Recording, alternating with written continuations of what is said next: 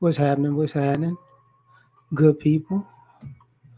Um, as you can see by the title, our community is going to make tough decisions. I should have edited it. Hold on a second. Going to have to make. So let me get that right. To going to have.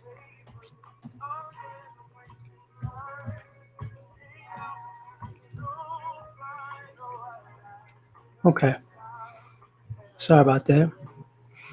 So I was listening to the Breakfast Club earlier. Oh. Okay. Anyway, I was listening to the Breakfast Club earlier. I was listening to God dog it, a few other things. I was listening to Kevin Samuels. What's up, David? What's popping with you? And thinking about all these situations that's happening. Second, what's up, Third Degree? And I'm looking at it and I'm thinking to myself, we got to have this discussion again and again and again because we're going to have to make tough decisions that some people are not going to like. And if they're not going to like them, whatever, because that's a problem. You know, what's up, Aunt? Young Jay, what's popping? So first and foremost, um, we're gonna have to make some tough decisions as far as are we unified or are we divided? So if are the men unified or divided? Are the women unified or divided? Or the men and unified women, the men unified minus the women, or the women unified minus the men? Are we gonna be unified as a group, or are we gonna be unified in particular sections? You know what I'm saying? James, what's happening?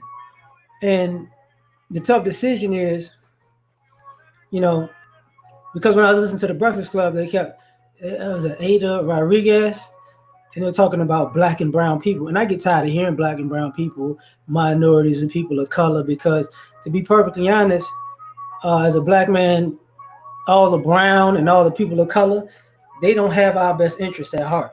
And I'm not saying that to diss them or disrespect them or nothing like that, but even when it comes to the brown, Hispanic and Latino is a race, but Hispanic is not a race.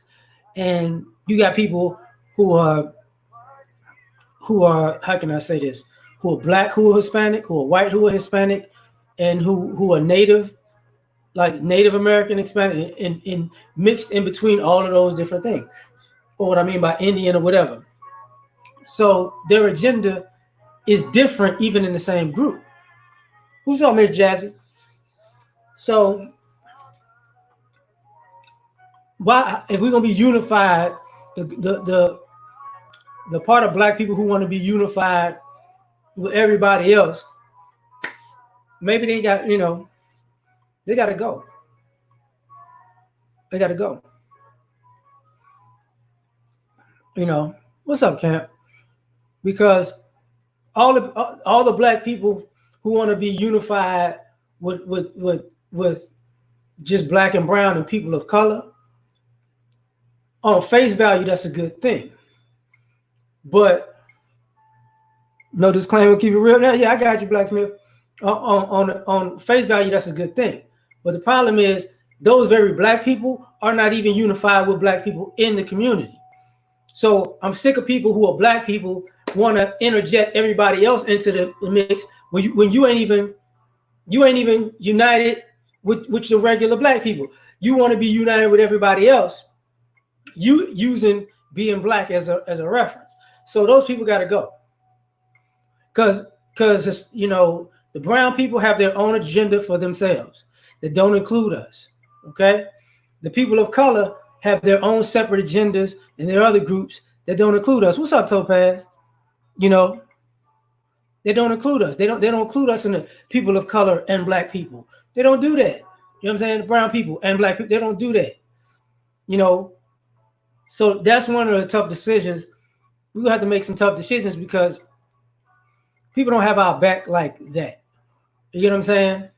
And like I said, it's no disrespect to brown people or people of color. It's just, historically speaking, we ain't never been on the same team unless it benefited.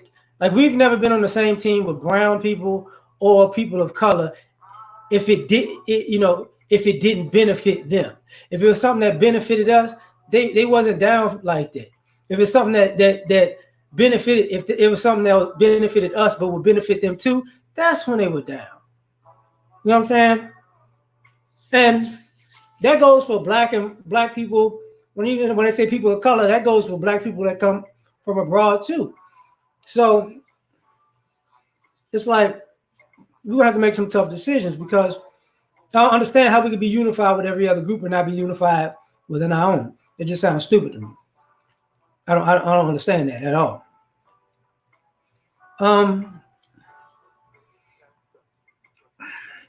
We're gonna have to make some tough decisions in our community. Our community is gonna have to make some tough decisions when it comes to health. You know, why? I got you over there on that one, Elwood. My bad, Unc. I'm sorry. Astro King, what's up? Unplug, what's popping? It's health. Because what I've noticed over the years is, people are purposely sabotaging their own health. Purposely.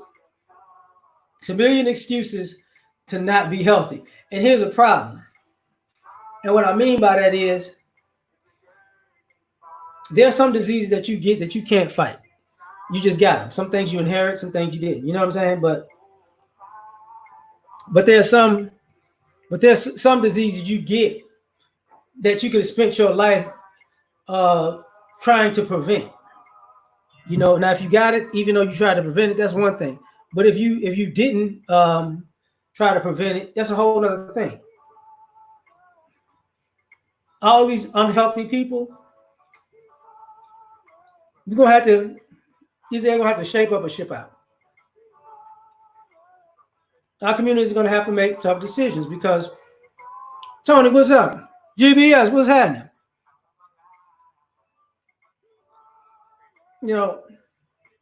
This is a problem. This is a big problem. And the problem on the health aspect is people want to keep playing this game. Dad said, thanks, fam. Right. Right.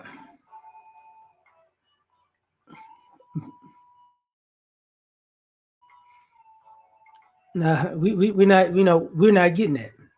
We're just not getting that. You're not. Yeah. You see that, huh, young Link? That's a problem. And the problem to me is we got young people who are getting addicted, not even addicted.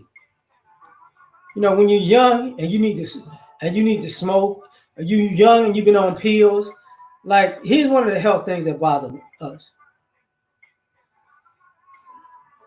There's too many parents who are comfortable putting their children on medications. Too many. Too many. The only reason to even coin the phrase is, well, see, that was the crazy thing about it. I was listening to the lady on the Breakfast Club. I want to say Ada Rodriguez, and she was talking about. You said, in Florida, people they say Hispanics vote Republican, and she was like, well, those people are actually Cuban, and they try to approximate the white if they get to a certain point, but they don't have an immigration issue because if wet foot, dry foot. So if people don't know what wet foot, dry foot is, it's like when a Cuban lands on land in America, they here. So that's different from somebody who's Mexican. You know what I'm saying? And a Puerto Rican is already a citizen. And it's different from somebody who's Dominican or Haitian, because they're probably gonna send them back. So that are different from somebody from Venezuela, this, that, and the third, right? So even in that group, when it's black and brown, you don't know. Even in the brown part, they don't have the same political ideologies across the board. It's different. Mexicans in California have a different political ideology than Cubans in Florida, and you mix that in between, you're gonna get all kinds of different things. And Puerto Ricans in New York is a whole different ideology, or Dominicans, in places, or people from El Salvador. It's too many mixes in there, because they don't have a unity and we don't have a unity, but we're gonna be a coalition. It's stupid. Brandon, what's happening? Um, you know, but getting back to the health part, a lot of us are gonna have to make tough decisions, because I used to hear, like, my family members, and predominantly women used to say this, but I know I've heard it. It's died down as I've gotten older, but I don't like water. I don't like the taste of water. And people died early or aged rapidly because they didn't drink water. They drank soda over water. You know what I'm saying? Appreciate that, Edward. But see, like, that's just one group in the group, though. That's the thing. It's like, so now you got people who got a problem drinking water. You got people who don't see a problem in eating bad on a regular basis, or don't see the benefits of eating good on a regular basis, or don't know the difference. Because even when we come to soul food, all soul food ain't bad. Okay, let's just be honest. Like, sweet potatoes is part of soul food. Sweet potatoes aren't bad for you. You know what I'm saying? Now, if you put too much, now when you put the sweet potatoes with the marshmallows in them, that's different. You know what I'm saying? Greens ain't bad for you. Now if you put too much salt in it, whatever, that's a bad thing. The fried chicken is bad for you if you eat it on a regular basis, but I think we have a revisionist history where people we didn't make fried foods like that all the time. Like, I grew up in a household where like in New Orleans, and it's different. Because New Orleans, Monday is like for fried chicken and red beans and rice. And the red beans and rice will last you to Tuesday, right? So you ate fried chicken on Monday, but you ate so draining food. I feel you. You ate red beans and rice on Tuesday. You know what I'm saying? So this is the problem. Yeah, you see that, Ant. But now the pork chops, that was a kicker. The fish, I'm not gonna front. I think people got into baked fish in the last 20 years because the fish was fried. We had fish fries. We didn't have fish bakes. It was fried catfish, Jack. But that's a whole nother thing. Like, we're gonna have to make tough decisions when it comes to our eating habits, because we're not going to be able to fix anything in the community if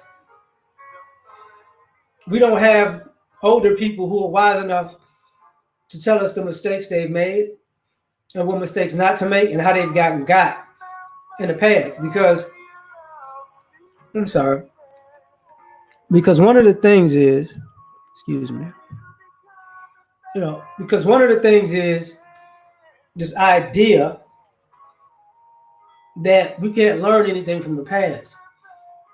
We have to get over that, because you can learn a great deal from the past. You can't, this idea that we're gonna keep starting fresh while everybody else is building on their past success is stupid.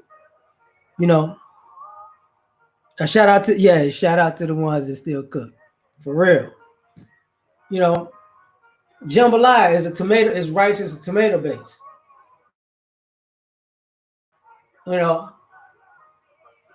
Etouffee, sometimes it's a little too heavy. Like, sometimes we got to take the butter out of food, and people don't. And here's the crazy part about it is, we forget that back in the day, people used to cook with lard. We don't cook with lard. People used to, it went from lard, Crisco, basically lard, to vegetable oil. Vegetable oil, canola, that even soul food has gotten lighter over the years. People used to cook with butter. People don't really do that no more. Right. What's up, Ram? Hey, that's the joint. You forget about your red pills. But Howard, my bad, what's popping? So we're gonna have to have this discussion because even when this idea that even when the women get old and they want to have kids now, you see women trying to have kids in their 30s, late 30s and 40s. You can do it more success. You can do it if you want to, but if you're unhealthy, it's bad. And when you're healthy, you got a better chance of being able to do things in a longevity sense. You know what I'm saying? It's crazy. Greg, what's happening? No, I don't. Greg, I ain't gonna lie to you. I don't think Trump needs to go. I'm not. I've said it before. Give America exactly what America wants. And this is the other thing about our community is going to make is going to have to make tough decisions. Is what benefits America doesn't benefit Black people most of the time. So why don't you? So give them do things when America is not benefiting from something, we actually get going on an upward trajectory. It's reversed for us. We're gonna have to have that conversation where, okay, now that America is $20 trillion in debt, now you see more Black people in the middle class. Think about that. When this country wasn't in debt, if you don't want to die, get a gun, fam. Get a gun. You ain't got to die with them. But that's the thing, like, just because like they don't have to live, and they don't have to live great, and we suffer at a higher clip than everybody else is living in another country. Forget all that. I mean, they benefited from us too long. Because the initial video that I was going to make today was actually Black men are tired of being America's cash cow. You ain't got to shoot a virus. You get healthy.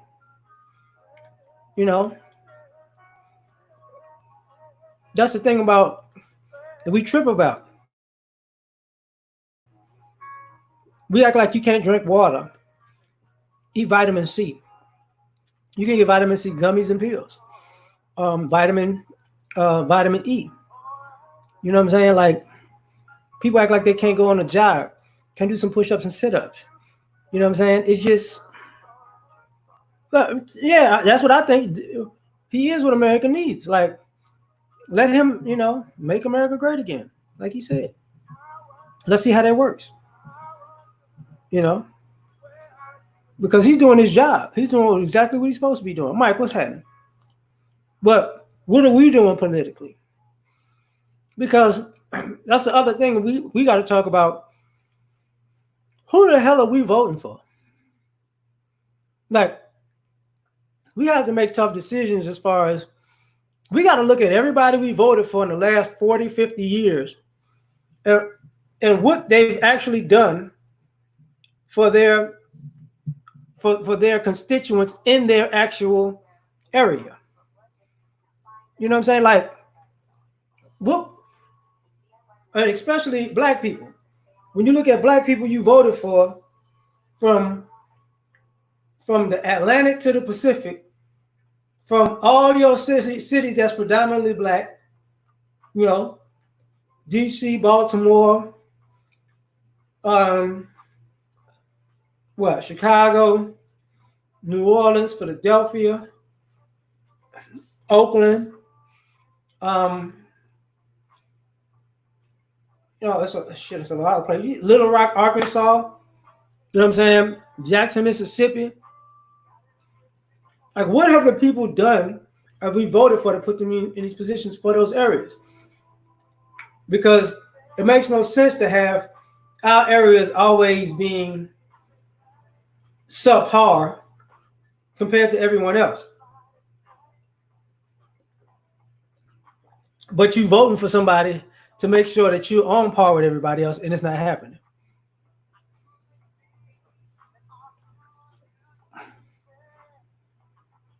I, I never said that the virus wasn't a joke.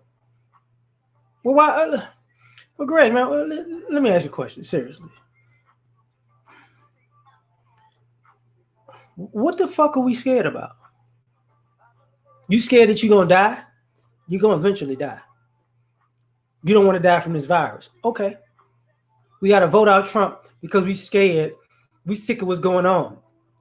Okay, then what? Then what? We're gonna feel good because we voted for Trump. Like I even went back in the day, and I voted for Obama twice. There was a point I was just like, man, I can't fuck with this dude because he don't give a shit about black people. You know what I'm saying? And he still shows it to this day. So now all of a sudden we need to have somebody in office that acts like they care about us, but really don't. Again, this dude don't care about us like that. He ain't. He not gonna care about us like that. But ironically, he would do. They do more for us to keep us at bay than have than other presidents would do for us to keep us on their team. That's crazy to me. It's just crazy. Yeah, I mean, you're gonna vote for Joe Biden, but here's the crazy part about it. The crime bill, when we all these black men in jail, Joe Biden was one of the people who was signing that. So now you're gonna put him in office as if he ain't gonna like, oh, he's not gonna jam black people up when he's got a history of jamming black people up. What is in policy? His policies jam black people up. You know, Donald Trump is rich because he inherited a company and basically leased out the name and stopped building stuff.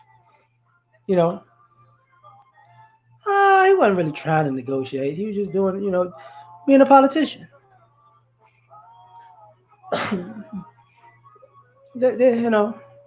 But we got to have these discussions like why are we so in the mood in the mode of believing that the government is going to work for us? Has the government ever actually worked in our favor? Even when we did the right thing, has the government worked in our favor at the end of the day? What's up, Vern? Panther God, my bad. You know what I'm saying? Dark Lord, my bad. So here's the thing: like, has the USA government worked in our favor? And if we say, oh, it worked in our favor for 20 years from this year to this year, we've been here over 400. So if you can only count 20 years out of 400, then that means what? That 5% of the time in America's history is worked right for us? That's the mathematics of it. Like, this is why I said our community is going to have to make some tough decisions. You know,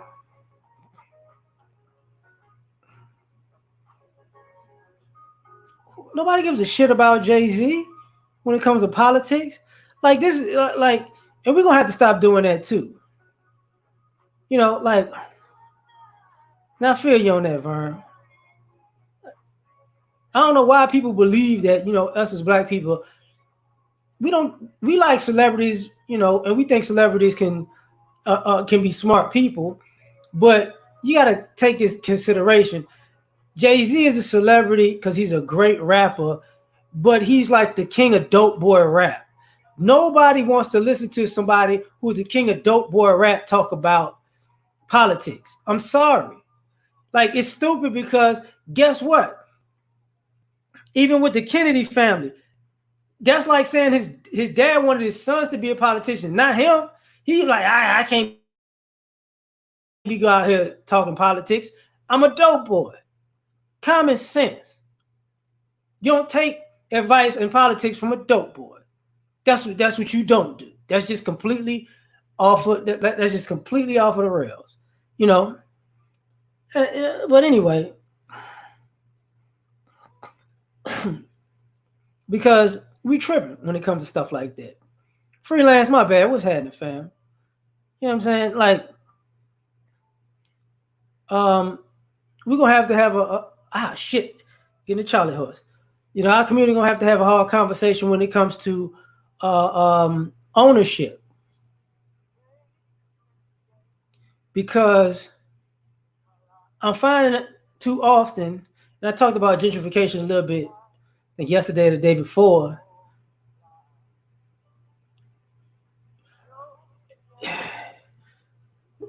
It's not that we don't own. We have owned a lot in this country, and we have squandered the things that we've owned.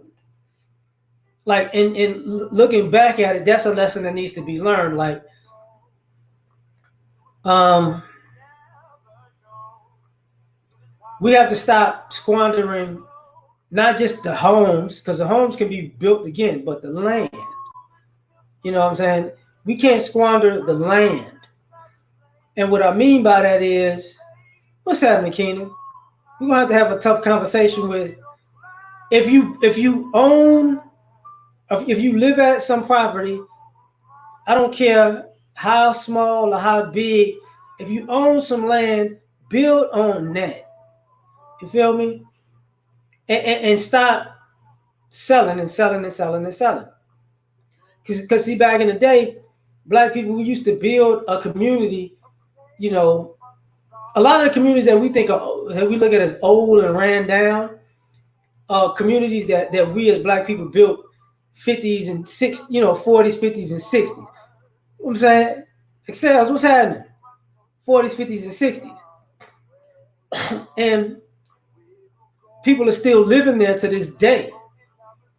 But now it's like it's old and dilapidated. You know what I'm saying? Right. Turned into economic real estate, man. Like, you inherit a house or you inherit some land and you don't want to build on that land because, man, it's in this neighborhood or that neighborhood. Well, if you don't want to build something new on it because you feel like you're going to get robbed, okay, rebuild the inside of it. And just rebuild the inside of it. That can help you out.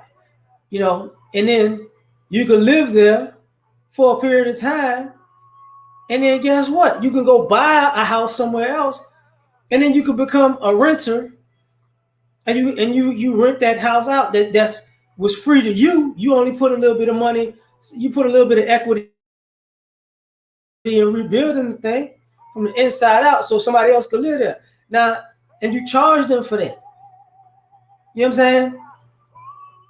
And hopefully we're smart enough, because I've watched too many times where people have lost homes, like people who've inherited homes just walked away from it.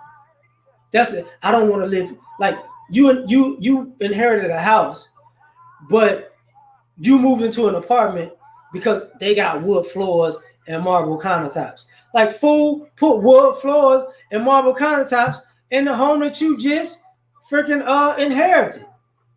So what you're telling me is you'll sell this house, or you and now people ain't even selling the houses. That's a whole nother problem. People are just losing them for $5,000. Well, I would say $5,000 to $15,000, because you got to not pay your taxes for like 3 years, on property tax, for them to just yank the house from you. You know what I'm saying? That's a problem. Yeah, man. Look, it's $1,500, and then people sit there, man, I don't know what's happening. Like, you do know what's happening. Bucket, what's happening?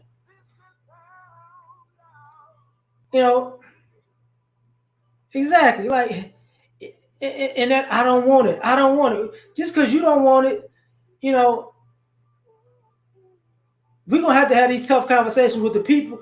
We're gonna have to start just straight up, if people inherit houses, because this is why I say we're gonna have to have a tough conversation, because we're in a generation of people. I'm in Gen X, so I'm at the end of it, actually. Like, I'm at the very end of it. Even late November '79 and shit. And it's, that's a whole nother story. Mike, thanks, man. Hold up.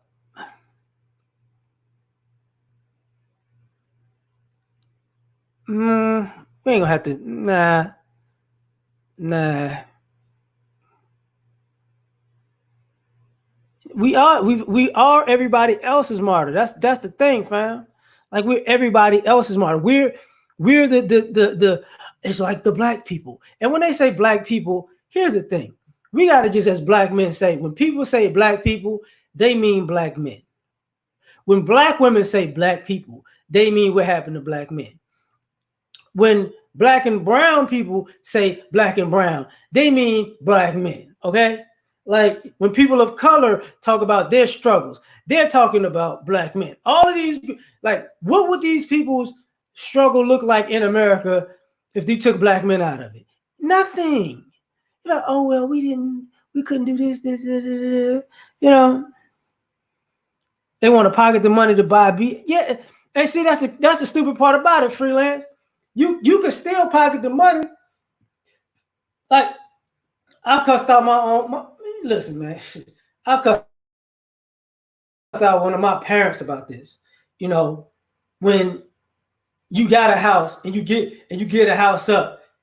I don't understand this idea where you have a home, but you give the home up, because you won't pay the taxes on it, or you sell a home and you buy a car so you can look fly. Like, if you got a home with no mortgage, you go buy a car that's fly, and all you're paying is a car payment. Matter of fact, nowadays you can get a nice luxury car for $20,000 to $30,000. I mean, you're tripping. I get you, Mike. Spacely, what's happening? Come on, what's going on? Like you could get a car, like you could, the people I knew growing up, the older people who were grown at the time, who either inherited homes when I was a kid, or they paid off a home. That's why they had fly clothes. What's going on, Sister George? That's why they had fly clothes and fly cars, because they didn't have a mortgage. And we gotta have this we gotta have this tough talk. Like the people who are willing to squander land, they gotta go. And some people are gonna have to say, listen, you have to start putting your money aside, because you got family members who are old, who are sickly, who are dying, and they got land or they got a home, whether it's in the city or in the country. You're gonna start having to put your coins together and say, you know what? I'm gonna either take out a second loan to buy it. I'm gonna buy this house for them because I know they're gonna mess it up. I know they're gonna lose it. Because truth be told, a lot of the things that go on with our community as far as student loans and student loan debt, that's because we ain't got no land. What's up, Paul? Lord Jay, what's going on? You know, well, that's what I'm talking about right now, Lord Jay. Poke Dog, what's happening? Thank you, man. It is go, and this is, and now we're in an era where, like I said, like my great grandfather, I want to say that's my great, because my great grandma, yeah, it had to be a great grandfather. She wound up living in the projects because they ran her out of the city and off the land after my great grandfather died. You know what I'm saying? So that's how, I know white people are living on my family's land right now, like it's theirs, because they tried to kill her and to get it. You know what I'm saying? So, and she went to the projects. It wasn't the projects back then, because she went before there was a project, so I was going to know it was new. But it wound up being the projects over years. But now I ain't gonna say it was new. It was in a mid stage. But she went there to basically hide. We don't have that issue anymore. You know what I'm saying? Stucco, what's happening? You know.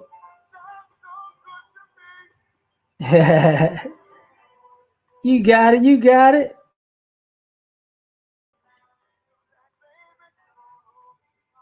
So, hold up. Who did that? Okay, wait. Space, wait. We gotta stop caring about flashing. Okay, who did what? Especially who did what? My bad. Because I want to answer exactly what you're asking. You know what I'm saying? Are you talking about running my grandmother over the property? Are you talking about the people who had an inherited and paid off property, inherited property, them them buying nice things after they bought it, after everything was paid off? Because what I see now, and what I've seen for years, even with the ladies, right? The younger women, no, not younger, but back in the day, I saw families believing more in their daughters, not necessarily believing in them, but sending them off to school. Oh, who did it to my grandma? White folks. It was white folks. No, no, my grandmother lived in my great grandmother. She lived in a city, a country. This is really a country town, maybe about 45 minutes away from New Orleans. My great grandfather, he owned land, um, cattle, and he wound up his land wound up having oil, so oil on the land too. So he made money back in the day. You get what I'm saying? So what ended up happening was as he got older, he couldn't do as much as the work, and he got a rig and everything. So he made a deal. Um, you know, yeah, I mean that's what they did. I mean, so when he died, he made a deal that somebody would work the rig for him, the oil rig, and it turned into when he died, let's kill her, and she knew it was coming, so she bounced, and so it's a rich white family on the outskirts of New Orleans right now who's telling the story that we got this land from blah blah blah. No, they stole that shit. They tried to. Now if I go and I used to tell my family, if I go back to that town and I start shooting them motherfuckers, people gonna act like I'm a nutcase. You know what I'm saying? He killed a family. That ain't your motherfucking land, bitch. Let that story come out. But it is what it is. Miss Gigi, what's happening? You know, right? Exactly, Great Black Shark. No, you can't get it back legally. How you gotta when I say okay, so that was so when I was a babe, because my great grandmother was in the projects in the 80s. So people forget um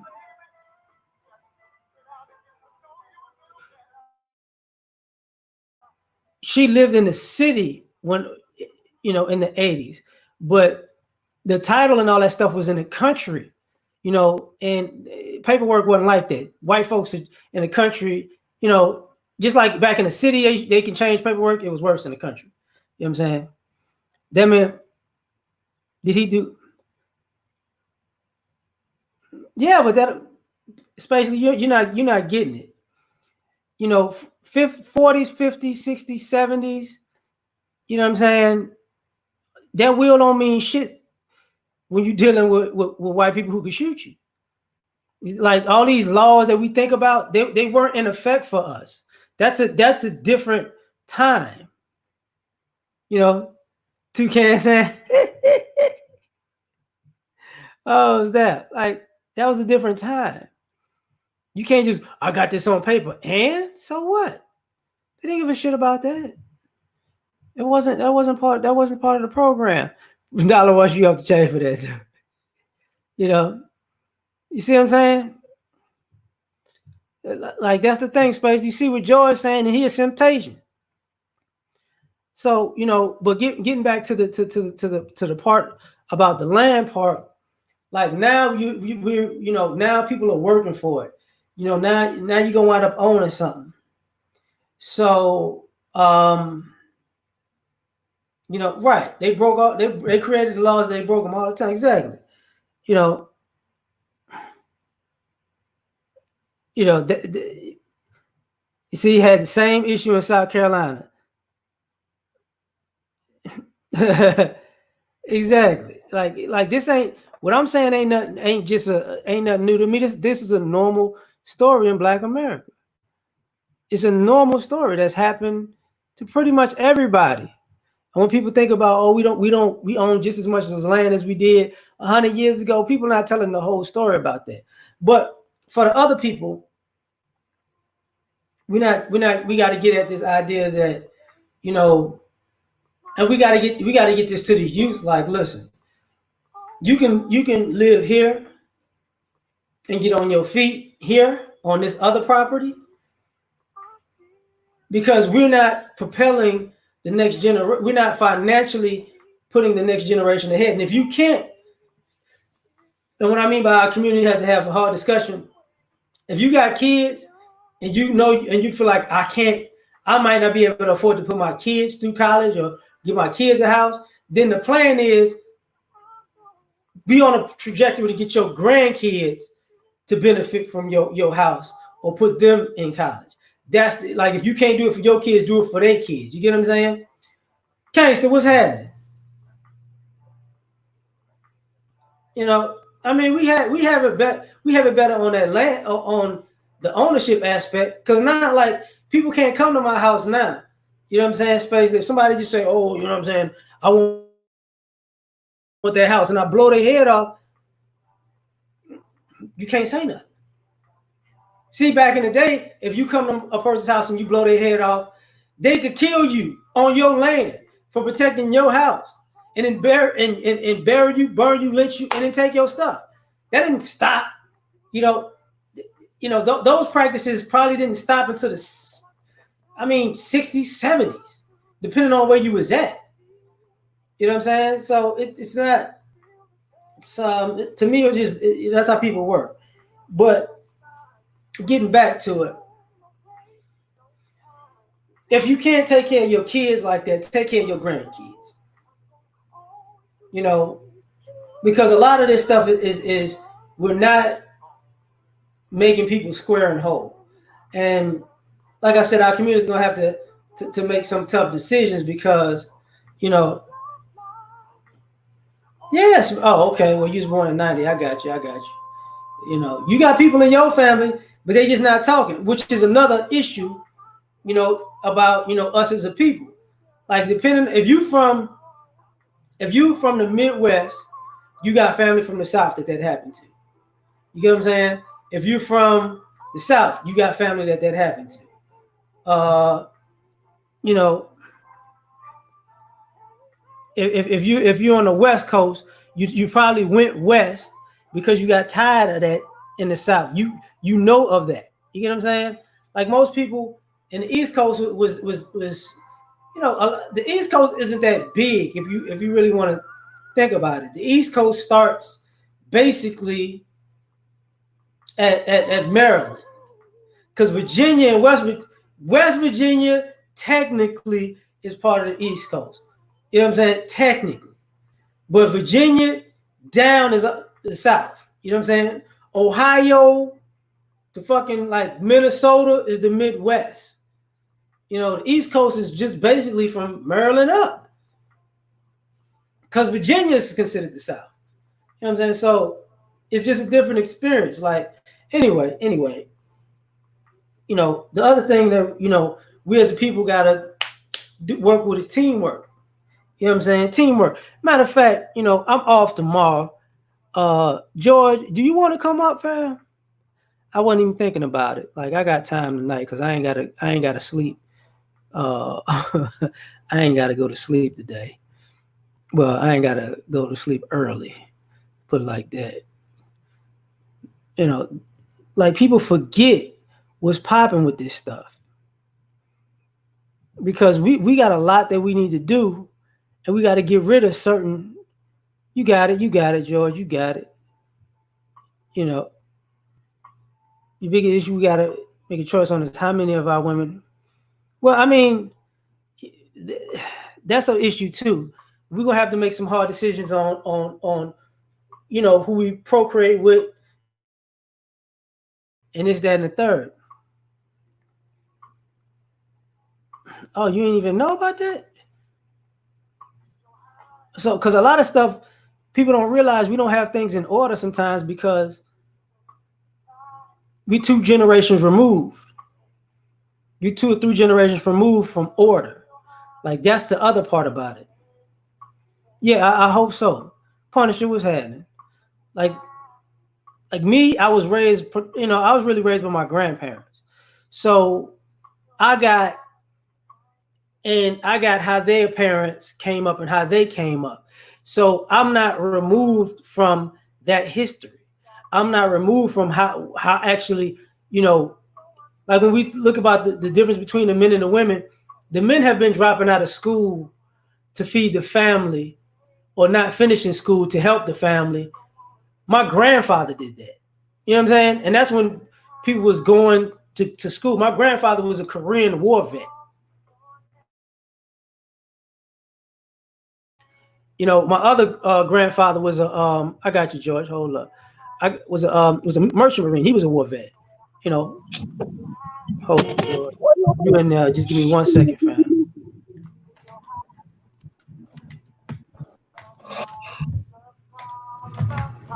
Okay, okay. Hold up. Okay, okay. Do you hear me, George? Yeah, I hear you. I hear you. You know, but since you're here, you can okay.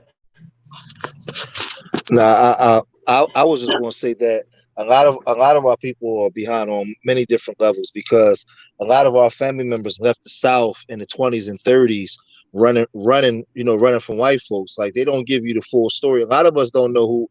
I'm lucky to know some of my family, but a lot of us don't know our great grandfathers and grandfathers. A lot of them changed their names because they was on the run for bodies, for killing white people or getting in fights with white people. They had to flee Alabama and go to Chicago. Like Right. it's a lot. So wait a minute, hold on 1 second. Hmm? I got you because it's Dublin. I got you because I got an uncle that my uncle in Chicago is like that. He's my great uncle actually. He left New Orleans because of that very reason. Yeah, I'm back now. Yeah, and they was a lot of the slave masters left land to a lot of the women that they had children with. We had a lot of us had mulatto great grandparents, and a lot of land was left to a lot of our people, man. Like right now, I did a video on my family's land down in Virginia on the Sulphur Springs plantation, but we also had land in Virginia, I mean in Georgia, right outside Valdesta. And I was told by my grandmother that one of my great uncles was hung down there, and some of my other family members got in a shootout and they had to leave and they had to come to Virginia, and then from Virginia they came up here. So it's a lot to our story that we don't know, and our families are displaced. And then you got to remember, some of our family members passed for white and they ran away because remember, grandmama and them back in the day was having 14, 15, 16 kids. So some of those kids was being put in homes. Some of those kids ran away. So we got family members all over this country that's related to you and you don't even know. Like you take a DNA test and you look on the joint, you be like, damn, like this shit is our thing is fucked up. That's why that reparations thing is so strong, because I don't think that people understand the magnitude of what they did to our families. Like we can't even fathom, we can't even begin to understand how they fucked us up from the south to the north. Like You people know, don't, yeah, because people don't get like I got family. Like my family is from Louisiana, but my family extends. Everybody who's from Louisiana, I got family in Philly. I ain't never mhm, seen them. We right? know each other, but I ain't never seen them. I got family from Philly all the way to Compton. Yes. Now the family in Compton, I'd have met them, but the family in Philly, my mom and my aunt and my uncle, they know them.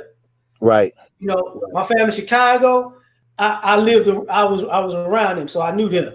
Now I got it's family in Georgia. We got family in Phoenix. We got family in Denver. We got family we got and my other side is Mississippi. Hmm. And them people, they from Mississippi to I want to say Oakland, but it's we don't realize how many. And the crazy part about this, part of why I'm saying what I'm saying is our community is going to have to make some tough decisions, is because we don't normally know our family members Nope. I've learned this until you either go to college, to jail, or the military. Because you might wind up going someplace and have a family member look out for your ass or look out You, for your family. you know what's funny, LAR? Like, I come into this sector, a lot of brothers be like, damn, George always angry, or George this. I don't think that people really understand, because we've been conditioned, even us educated brothers, we've been conditioned to normalize dysfunction. If you are a black man or a black woman in this country, you could say, I say, yo, who your grandfather? You be like, I don't know. That's a problem. And a lot of us not knowing our grandfather ain't just from negligence. It's coming from what happened to us. And you can't just give us a plaque and say I'm sorry. Like, they totally fucked us up. Like, and my thing is, like, something you said, you got family from here to Compton, right? On my dad's side, my grandmother's mother had 17 children, and and we got family. We got, and then on my dad's dad's side, it was like 20 of them. So I got family from Alabama, Florida, San Diego, all the way back to here. 90% of them I don't even know. I had Mhm. family. I had family that was like second or third cousins that lived right in West Philly, and that I used to see every day. And these were my bloodline family. I Right. didn't know nothing. I didn't know them until one of my great aunts at a barbecue told me who these people was. It was unbelievable. I used to see this guy all the time. It was my cousin, but I didn't know. I mean, like, blood cousin. And but this is the stuff. This is the kind of Like stuff people that didn't, happened. Yeah. no, because people didn't realize. I was listening to All the Smoke, right? And I heard the story before. All the Smoke is, for all y'all people who here who don't know. All the Smoke is Stephen Jackson and Matt Barnes. That's their podcast, and they had Vince Carter on. So all these NBA players, Vince Carter about to retire. So Vince was telling the story about him and T Mac, right?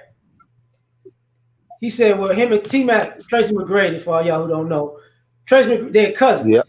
He didn't know Tracy. They Hmm. didn't even know each other were cousins while they were until he was like a junior in college.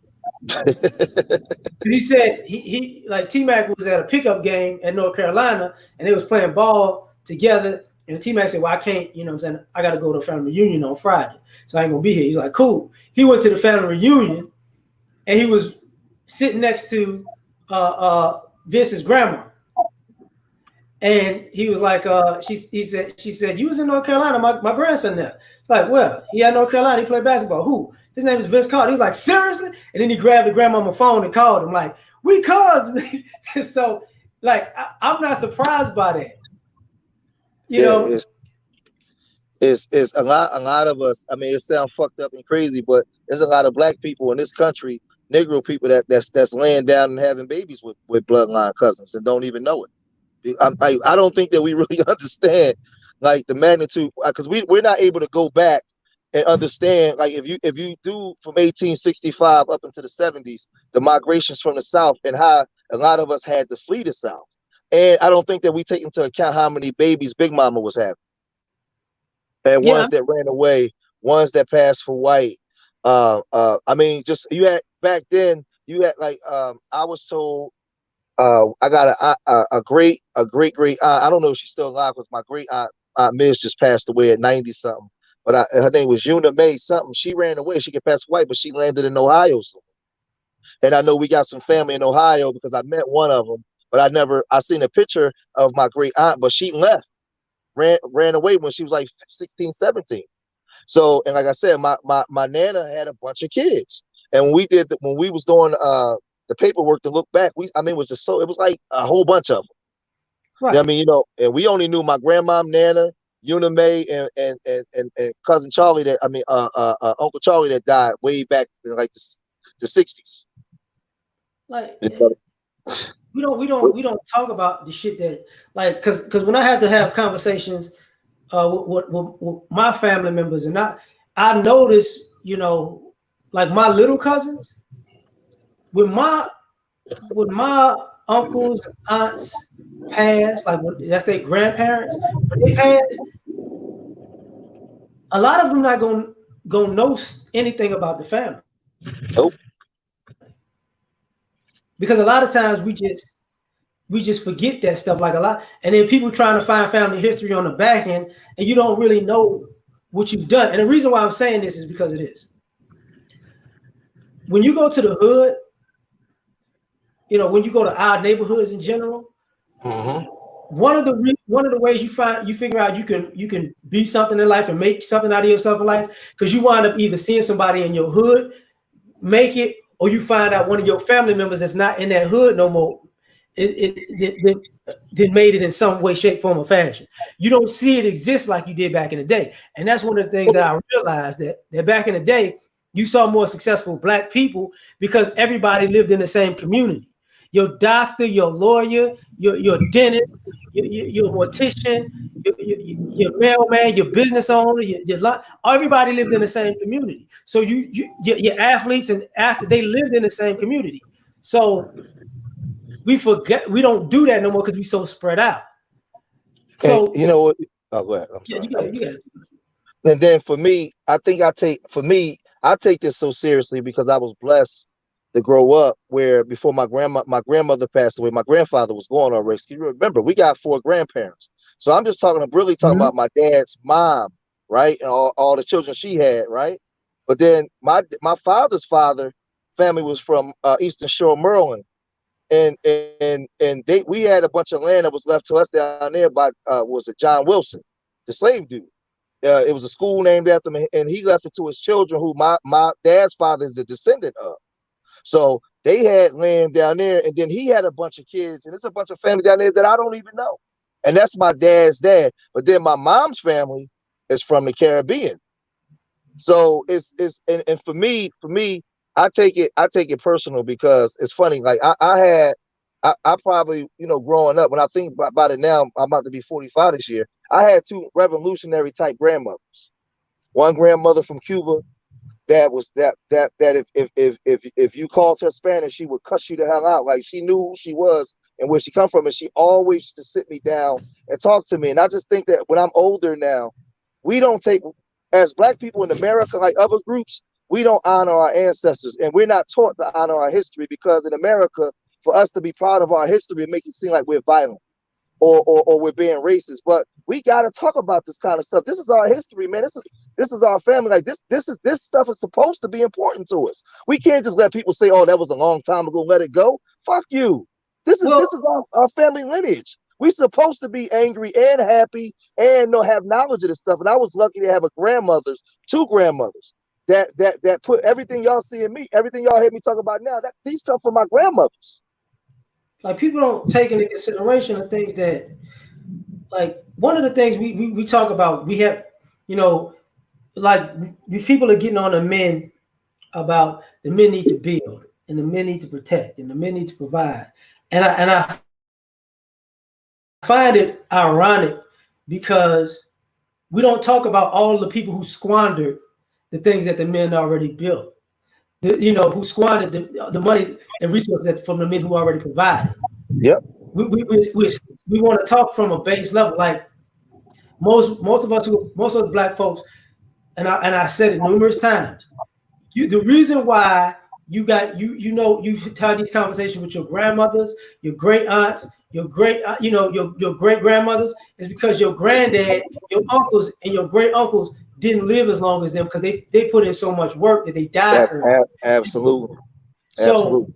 we're looking at our own history as, you know it's matriarchal in the sense of that's who we're getting our history from, but you're not putting the two and two together. That, damn, granddad died at 52, grandma Mm-hmm. lived at 85. You know what I'm Yeah. saying? Like, you don't think about, well, Or how he did that drank happen? himself to death. Or he drank himself to death because Yeah, granddad was depressed a lot because he was kept out of a lot of jobs. Like, when you watch Good Times and you see the dad's role, that was in the 70s. Now go back to the 30s. Granddad right. was unhappy for many years. You know what I mean? Stressed. I get angry because we don't really understand, man, the greatness of where we come from and what the struggle was. I mean, to have a Black grandfather in 1934, to have land, and a white man could just come and kill you and take it, or he got to leave his family because he had to stand up to a white man. Like, this is the stuff that was going on. See, people forget. Like, here's the crazy part about it. When you when you juxtapose Martin Luther King and Malcolm X, Martin Luther King is from the South. Malcolm X is basically from the Midwest. But technically, at the heartland, kind of Nebraska, whatever. Because people forget that Malcolm X is the one who had his father killed when he was a kid. That's what people forget. Martin Luther King was in college as a teenager Yep. because his Because family was intact. And we seem to forget, even we don't juxtapose where all of our great people came from and what they had. We have so many people who came from bad situations and so many people that came from good situations. We don't know who's who because and, we're not and looking so at the. make sure you throw this in though, because even with Dr. King and his family, when they killed Dr. King, they didn't just kill Dr. King, they killed his Alfred, brother the next Alfred, year. Yeah, they yeah. killed the very next year, found him dead in the pool, and then his mother was shot 6 times in the church in 1974 by a Mhm. so-called crazy black military man. Come on, man, we all know what that was about. But not even that. Like, they killed Medgar Evers. They killed. Listen, y'all just need to understand that, man. From 1865 all the way up until 1977, over 4,100. It was over 4,100 lynchings of black people in this country, man, and only one person stood trial. So when I'm angry, you That got we me. count. That we Yeah, can. yeah, that we can count, right? Those are the ones that we count and got names. Yeah, and we got names for, right? So now when they killed Dr. Martin Luther King Sr., damn near his whole line and left him living. That's the part. So when people go, "Oh, that was a long time ago," no, it wasn't. It was the '60s. You should let it go. For me, I don't walk around just hating white people, but I can't get me no Becky because I feel like I'm spitting in my grandmother, my grandparents' face. That's just me. For Yeah, me, I can't. Yeah, go ahead. like people don't like using Martin Luther King as a reference. The vast majority of people don't even know why he moved to Chicago. The vast majority of us don't realize when you talk about gentrification and you talk about redlining. Like, I wish a lot of more people would have saw that movie, The Banker. If y'all can go on Apple and watch it, go on Apple and watch it.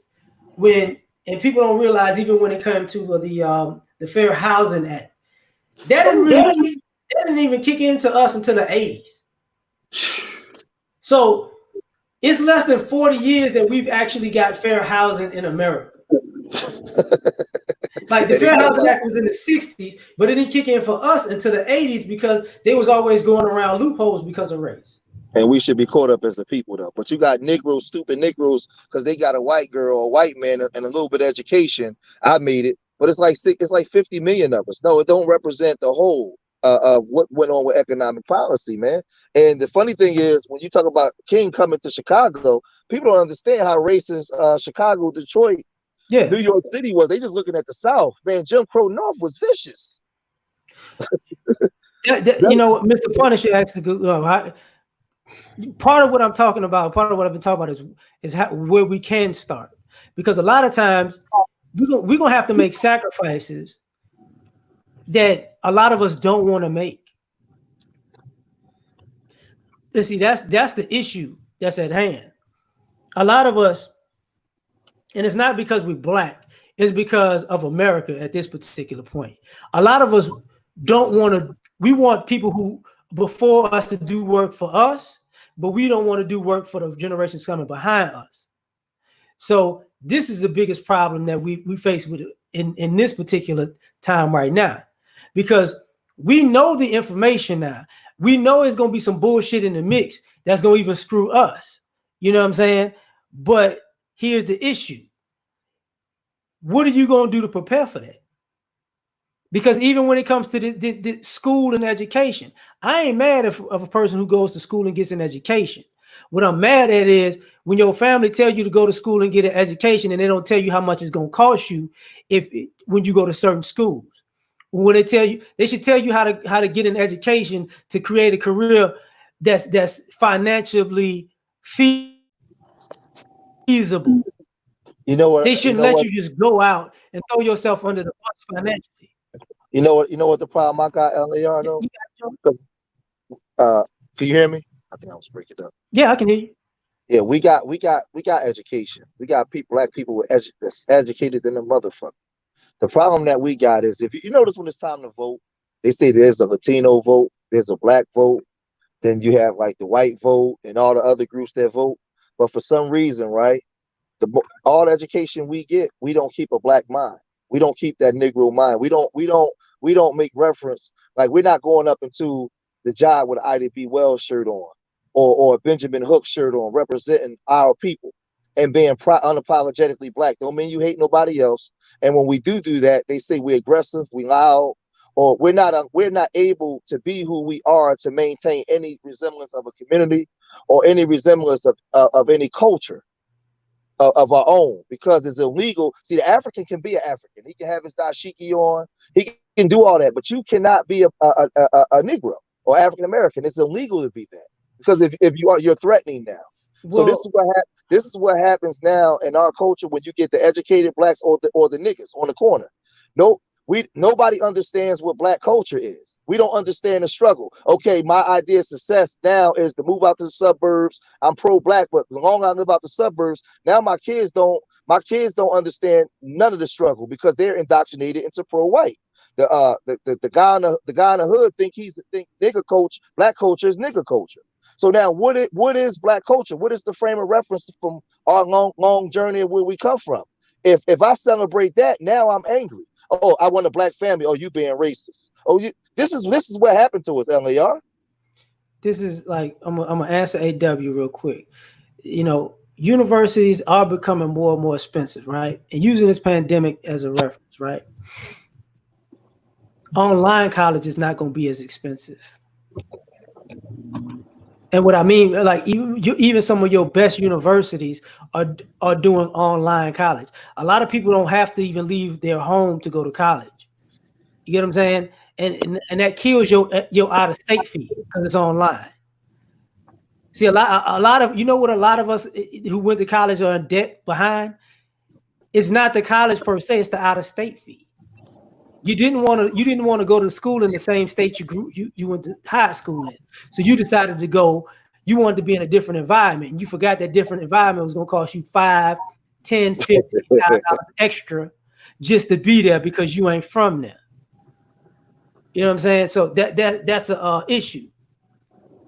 So the other thing is, like Mike said, we're dependent on the system. Here's a problem with and I get what you're saying, Mike. Here's a problem with the dependent on the system thing.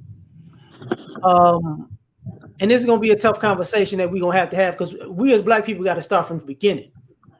There wouldn't Yep. no be there would we got to stop looking at America in the sense of white America, because white people took credit for America, but they never built it.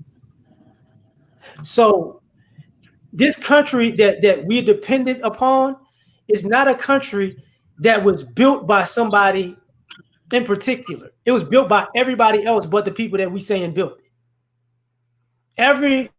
Every major facet of this country to this day does has everybody else's hands predominantly in it. And people don't think about that. When you think about land, they never bought this land, they never traded for this land. When you think about labor, they did not do the heavy lifting with labor. When you think about the slavery era, as far as the product of that, but also not the agriculture, but also up north when it came to industrialized nation, they didn't have a product to build industry without what was going on in the South and in the West and in the North. People act like slavery was just a Southern thing. It was an American thing. It was a whole, the whole thing was built on that. One of the Financial. biggest one of the biggest plantations was in New York City. New York, yeah. Now, Look up the New York conspiracy. right, people forget. We say things like Wall Street and don't know how Wall Street started.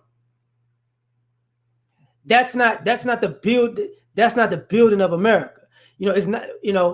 When we talk about all these industries and things. What about cars? Yeah, black people. Greenfield and Patterson was like, you got to understand something. Ford was around, Dodge was around. I want to say Chevrolet was around, and Greenfield Patterson was around at the same time. The only company you don't know about is the black company. That should let you know something. You know what I'm saying? People don't think about that because this is how how this country is. And Ford should thank Carver. Ford got to thank Carver for his For creating the plant. Like yeah. a lot of the like when people think about the Lehman Brothers, right? That's a financial firm. Do you know where they actually made their money? Their family was slave owners in Alabama, and tobacco was their main thing. Then they moved to finance after maybe 100 years or something like that as a family of being in the slave trade. You know what I'm saying? Like we gotta take America as it is. You know, like I was about to talk about us being a cash cow, right? For America. Even when we were talking about college recently, a lot of y'all don't take into consideration. You know why all these colleges went up on their fees?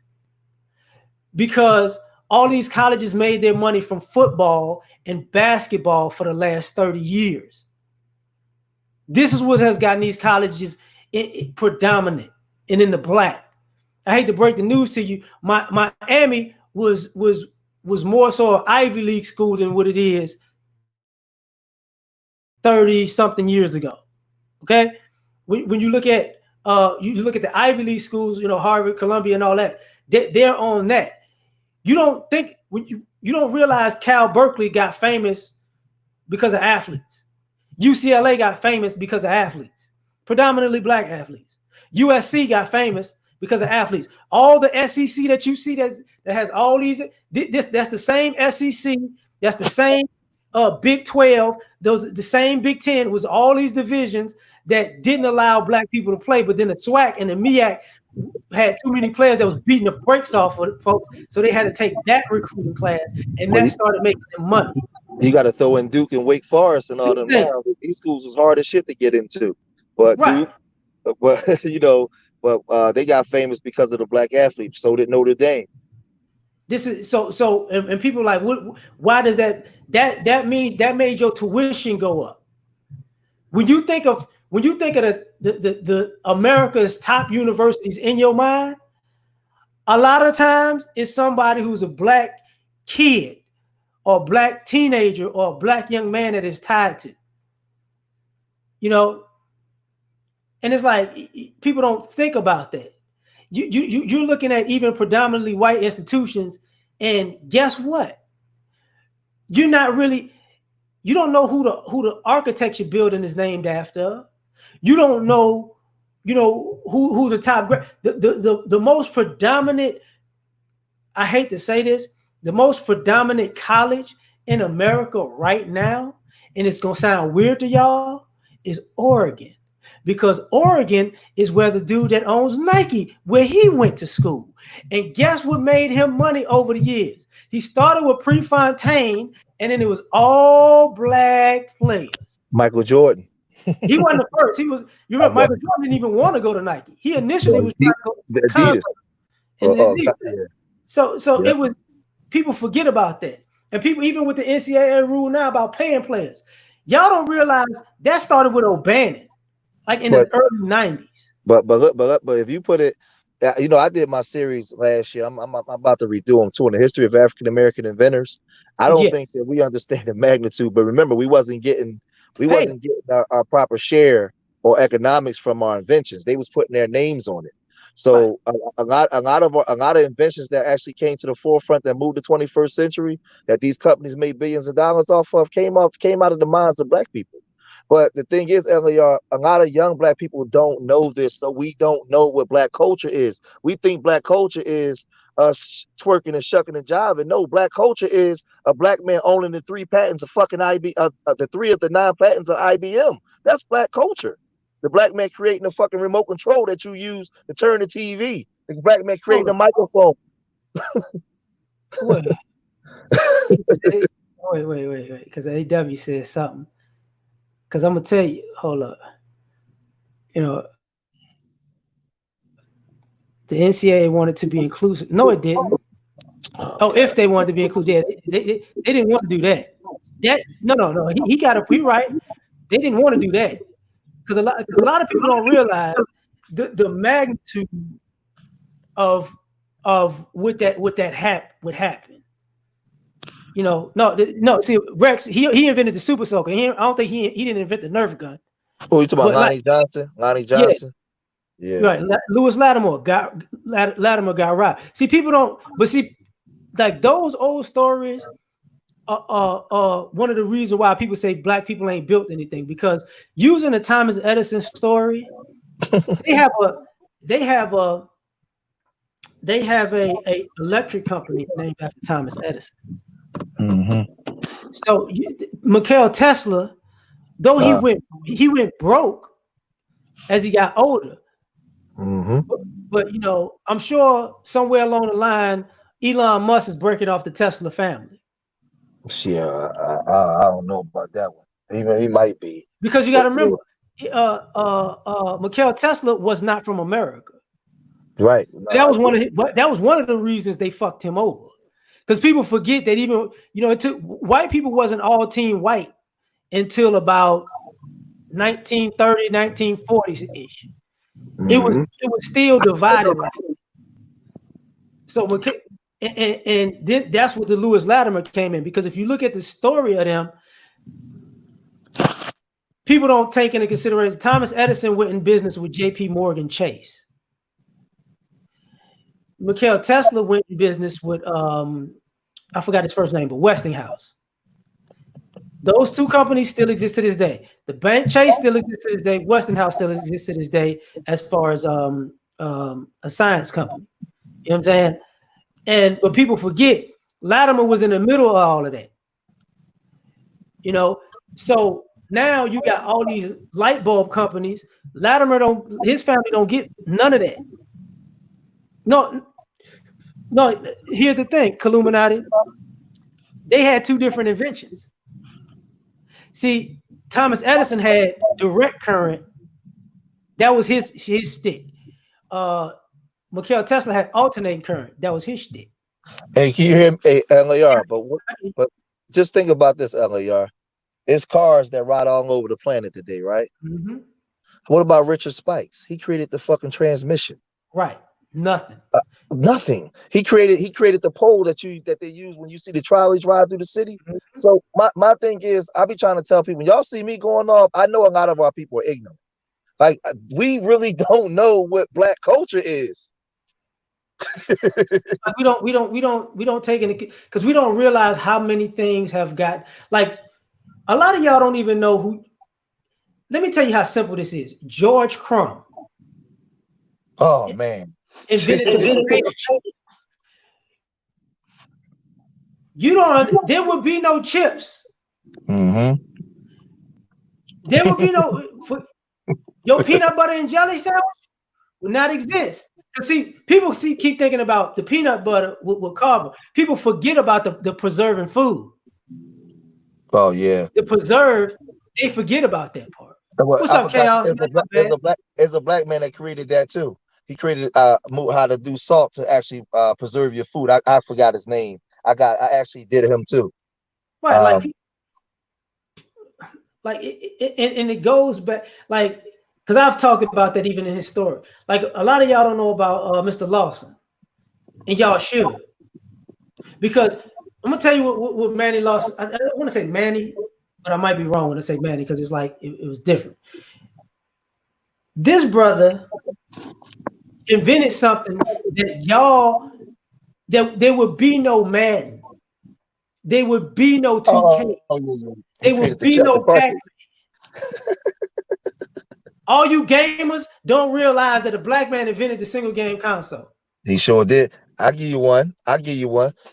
Now we go in supermarkets every day, right? Just about you go to Popeye's chicken, you like to Mm-hmm. go to your Wawa's. But a lot of people don't know that it was a black man that actually created the movable freezers in your trucks. Right.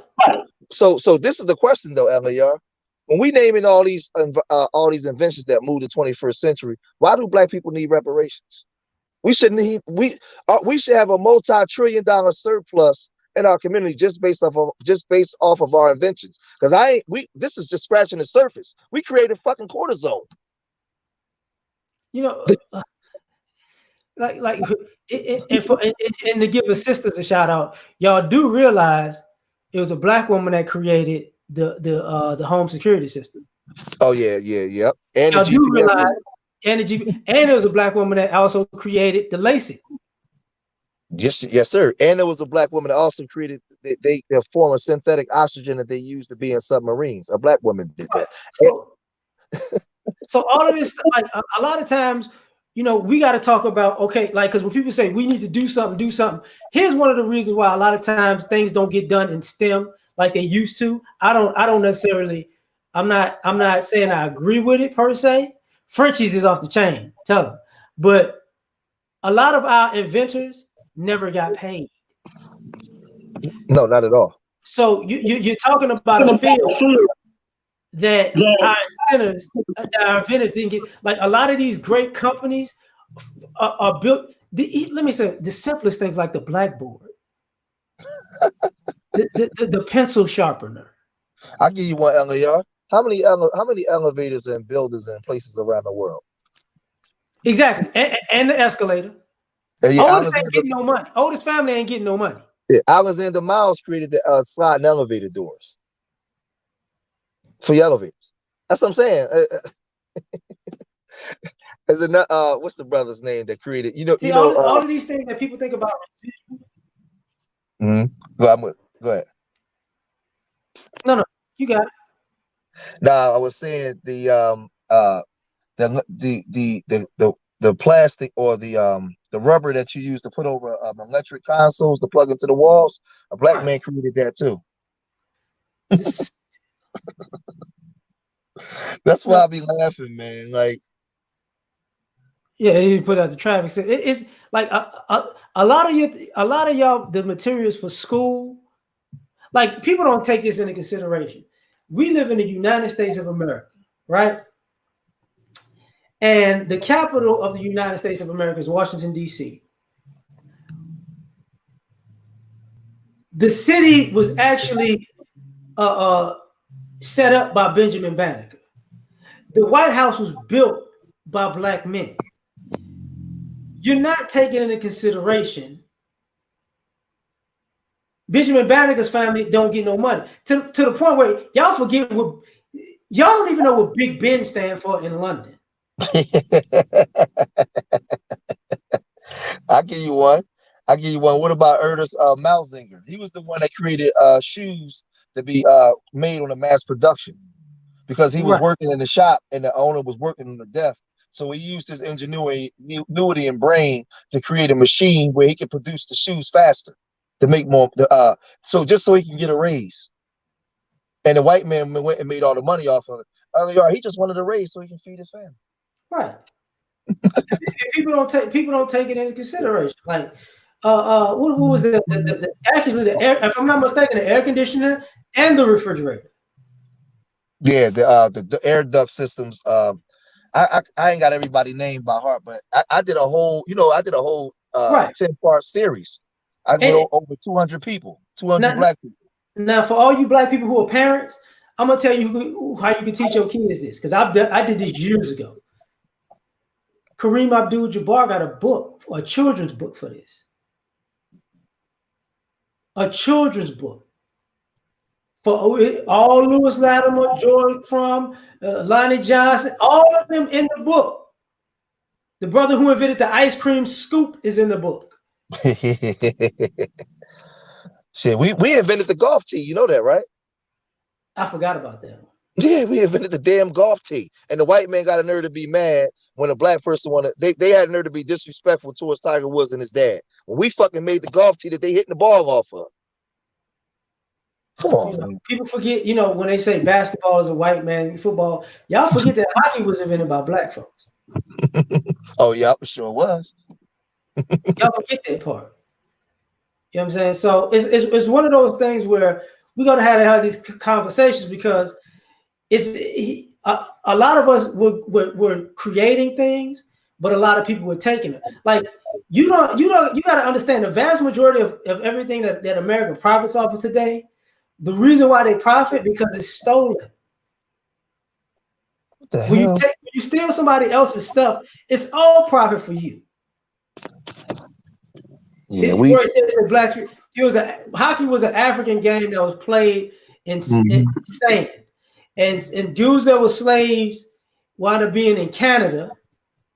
And I don't think NASCAR was not invented by no black man, Tony. You know, Nah. NASCAR. Well, no, you know what? No. We had what's the brother name? We had Yeah, he a dude died. that was beating everybody, and Yeah, they tried to but they get him never up let him out of win. there. Yeah, Black Nova. Yeah, the Black Nova Scotians. That's what that was. They instead of playing the game on sand and the ground, they played it on ice. That's how it came about. But see, that's what Mr. Imperfection is talking. Patent your ideas. These were all ideas that people forget. There was a string about 50 years where black men did patent their ideas, and it was still stolen. Yeah, they still took Right? our patents. Right. People forget. If you don't learn anything, if you're gonna learn anything about patents, this is why somebody could make a product and patent it, and somebody could make the same product and make one little change to it and say it's completely different. I'll give you one that happened to. Kareem, thanks. Bellies create black. What's the brother name? Something Bellies. He created the scaffold ladder Right. that they use now. They took that from him. Right. It's and the reason, I mean, let's get back to bring this back a little bit. The reason why this is important is because if you don't know where you've been, you don't know where you're going. Because you got to understand when you create something in society, in an American society, you're gonna have to cover all your bases. Like I talked about this years ago. You remember the and this is how in your face it is. You remember when they had the Spider-Man with Jamie Foxx was in it? Mm-hmm. Yep. When Jamie Foxx was playing, I forgot the Shockwave, right? Shock something. Yeah. If any of y'all remember that movie, do you remember where Jamie Foxx got killed at? No, I forgot. That was my movie, though. I like that one. Jamie Foxx got killed in that movie in a power grid that he created, but they stole it and built it on another side of town, and he found out as being a superhero. Yeah. Because remember, he had the blueprints for it in the movie, and he was showing it to the whoever the upper one of the dudes who was top in the business. He was like, "This is my grid. This is my Yeah. grid." Yeah. Yep. And the dude stole the fucking grid, Electro. He figured out he stole the grid when he got there. Mm-hmm. Hey, I forgot. I forgot because it's coming. You got me thinking now. It's coming back to me. A lot of people don't know. His name comes to me. It's Percy Julian. Percy Julian was the one that created birth control pills.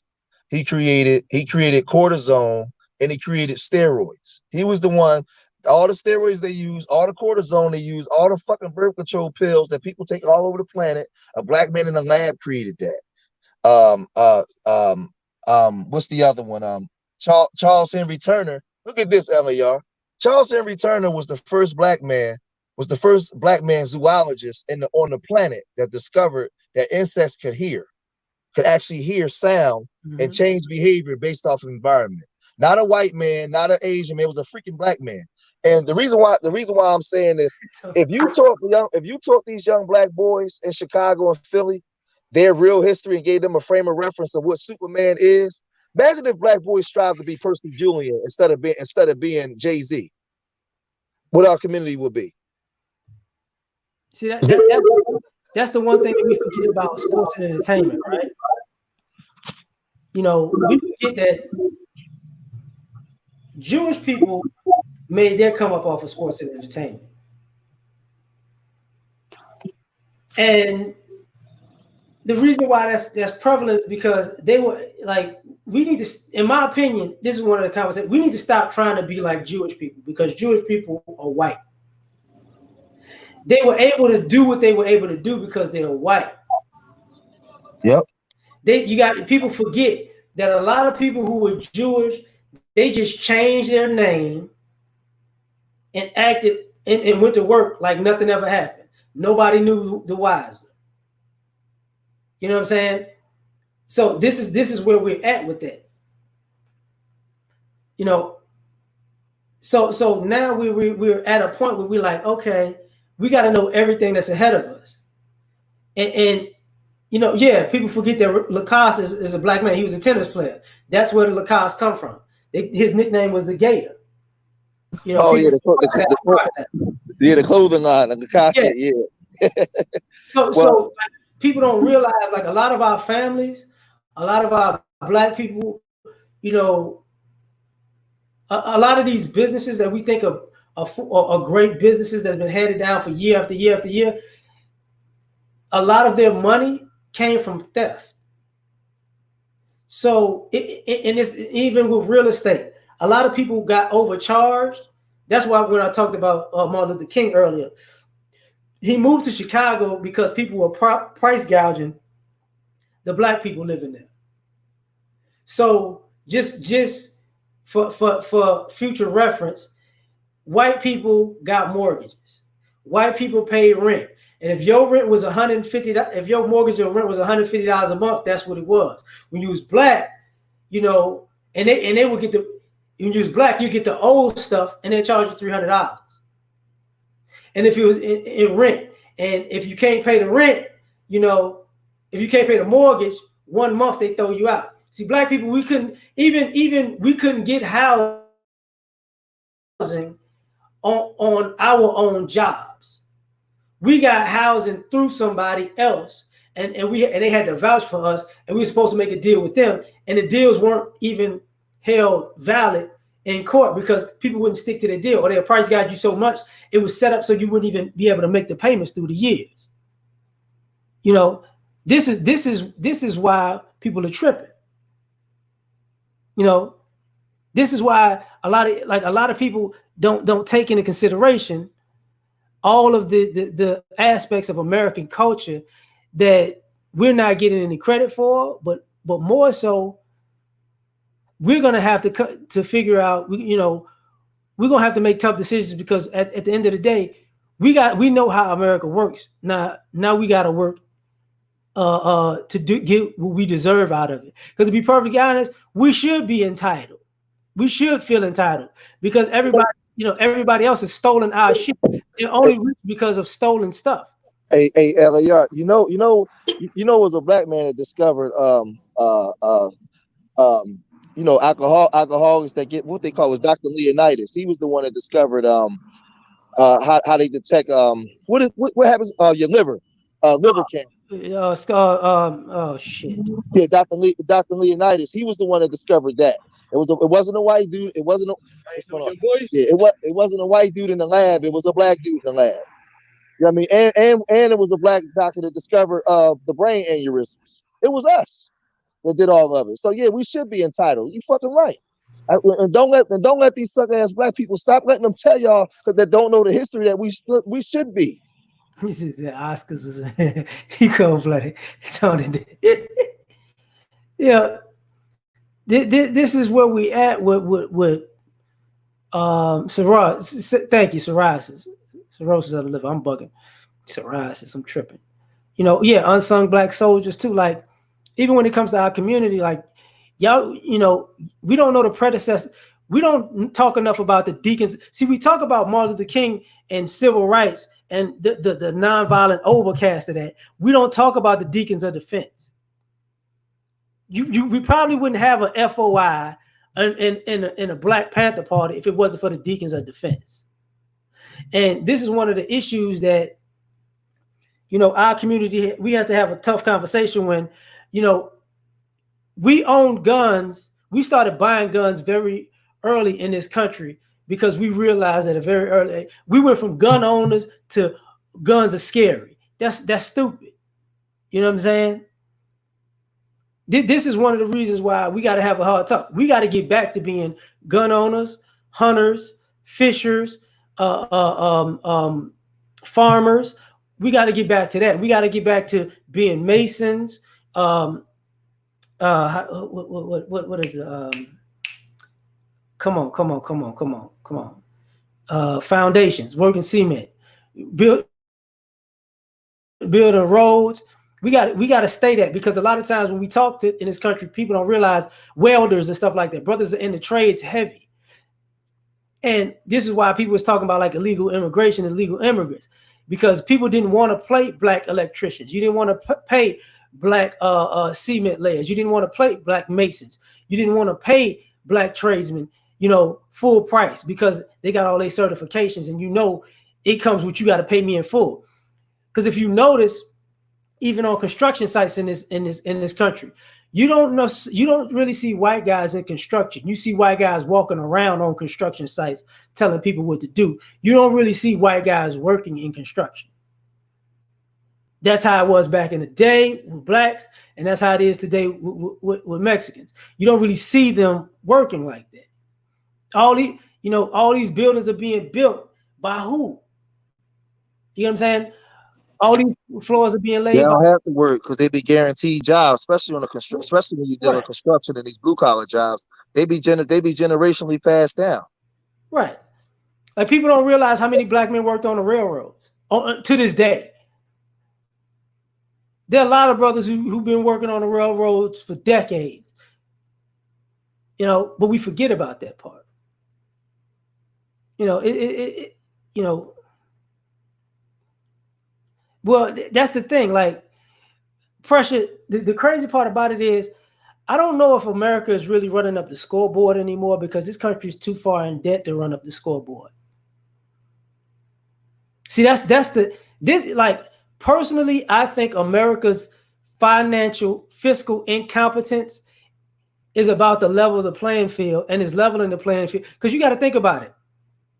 If this country is $20 trillion in debt, and you have a pandemic, and you send the vast majority of Americans $1,200 to get through, when you're in debt, that's only going to make it worse. But I understand you got to take care of your people. But you go somewhere like you go to other countries who actually are fiscally responsible, just like Canada. They give their people more money, and they could do it twice. This country is so fiscally irresponsible that we have to stop being fiscally irresponsible with it. See, we got to take fiscal responsibility seriously in our community at this particular point. You know what I'm saying? This is where Blasbury, my bad. You know what I'm saying? OG, my bad. We got to take it.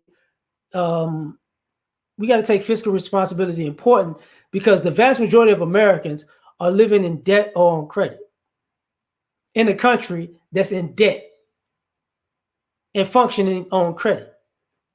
Like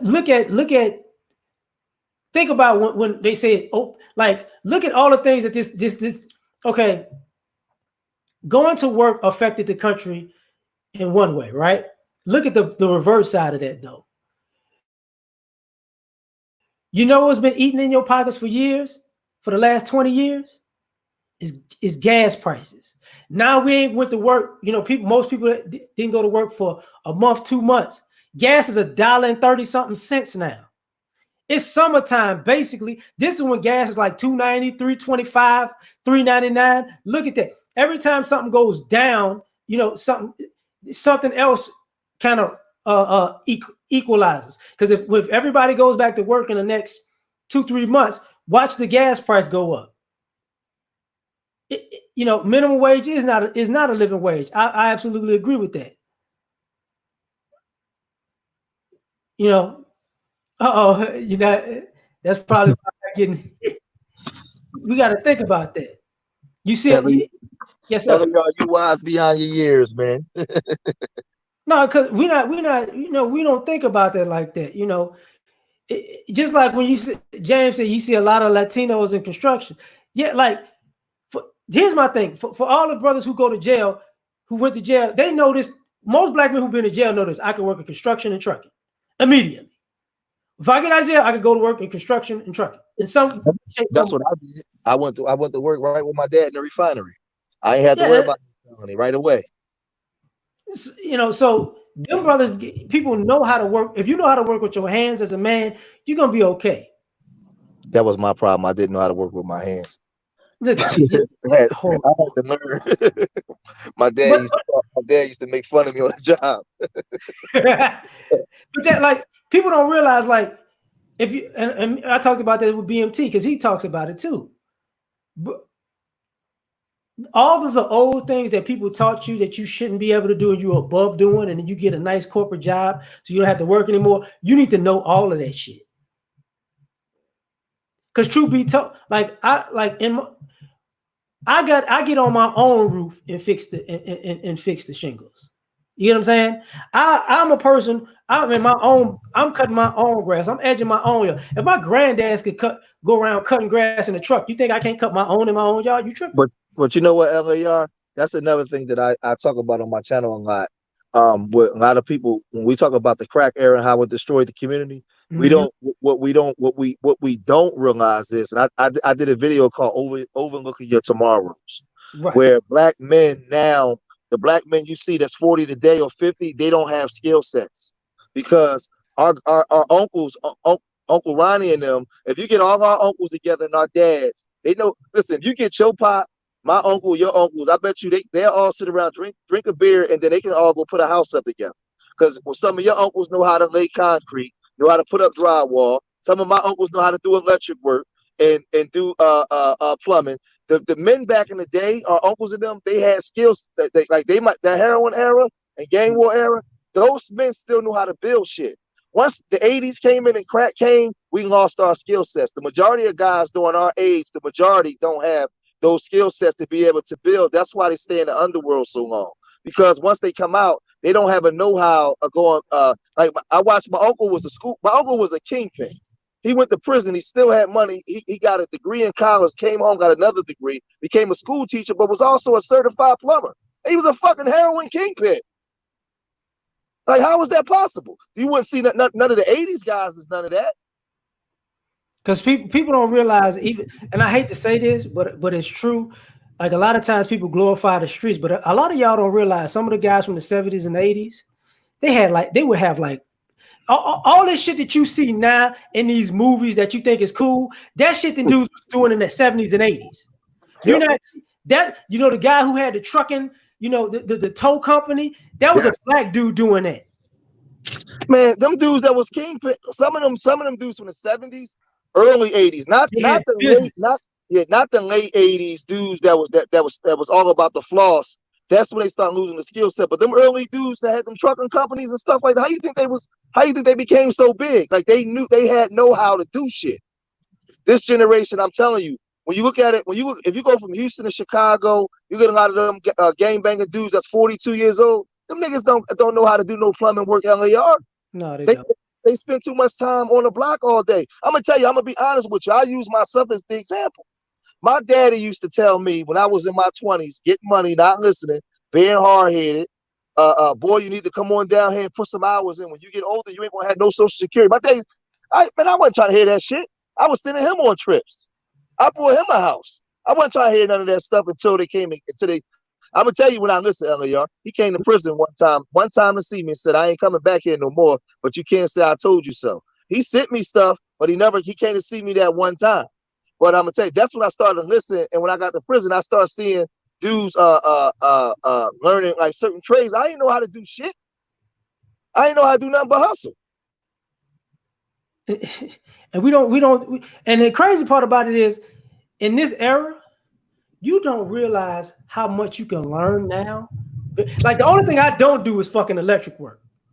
Yep. Because since I don't know that shit like that, I know I could fuck some shit up. Now when I mean electric work, I'm talking about, like I'll put up ceiling fans and all that type of shit. I'm not digging in the walls. Well, you know what my favorite shit is now? I like doing plumbing work. I be doing plumbing work with my uncle at times, on my properties. Mm-hmm. But actually, plumbing work to me is fun. Like we knocked the wall down and put a stack pipe up. And that shit was out. That shit was. I was like, damn, I wish I'd have learned this shit when I would have listened to my pop and learned this shit when I was 18. Them Right. plumbers, they make crazy money. And the crazy part about it, a lot of us don't even know. Okay, and this is an American thing. This ain't, us as black people. And the reason why I say we got to have some. All right, Mike, my bad, fam. you know, um, I know far too many just got okay. When we talk about single mothers in Black America, one of the things we're talking about is this, what even the women and the men are complaining about. When you don't have men around, they're not teaching use. Mothers aren't really teaching useful life skills like that. You know what I'm saying? You know, your mother is not the person to teach you. She might teach you how to cook and clean, but she might not be able to teach you, the importance of fixing things in your own home, or the importance of working overtime to make sure you don't have to work later in your life. She might not teach you that. She Hey, might not teach you how to cut your costs by doing things your doggone self. hey, L.A.R. Look, you gonna laugh at this, but look at the hands of the old heads back in the day. They used to drink the 40s and shit. Them big ass bear claw mitts they used to have. Them niggas and them old heads. Remember them old heads Hard back in ass the day? hands. Hell yeah, them niggas had working man hands. You see them back in the day with a 40 with the work boots on outside. Man, look at the guys' hands today. They ain't I got working man hands. I can hear you, but something just happened to your volume. Oh, okay. Can you hear me now? No, I don't know. It's like it's something covered the mic or something. I Oh, don't know what the heck. let me I see. can hear you. I'm just letting you. Yeah, I don't know. I just pulled up in front of my crib too. God damn it. It's all good. But like that's the stuff we need to learn. Like like I've seen too many situations where some truth. What's happening? I've seen too many situations. Okay, okay, okay. I, I've seen too many situations where brothers are not really understanding that. Just in general, in an American sense, I've seen too many situations where us as black people don't know how to save ourselves money by doing it ourselves. Am I better now? Yeah, perfect. Okay. Okay. A lot of us don't know how much money we can save by doing it ourselves. We don't. You know, Well, I it, learned that. I learned that. I learned that because I started on my properties. I started learning how to do a lot of stuff myself. And my brother, my oldest brother, now he coming. He works. But I'm telling you, I used to hire. I didn't know how to do nothing but paint. and ironically, that's a skill in itself. Because goddamn it, that's some hard motherfucking work at times.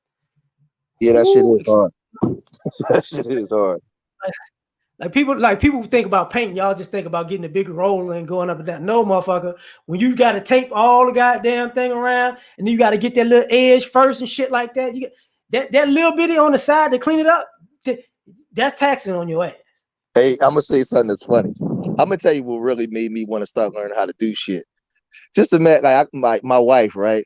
My wife brother come over, like some of the dudes come over, we putting up cabinets, and all the men in that motherfucker know how to do shit but me. My wife looking at me Mm-hmm. like I'm fucking crazy and shit. And look, they there with their girlfriends. All the men is handy and shit, except for me. I might have the most money out the crew, but when you get to a point where money don't mean nothing, like we all got families, and all these men, they they they Right. they know how to take care of a family and put up a cabinet. I don't know how to do none of that shit. I said I got to learn this shit. I felt left out.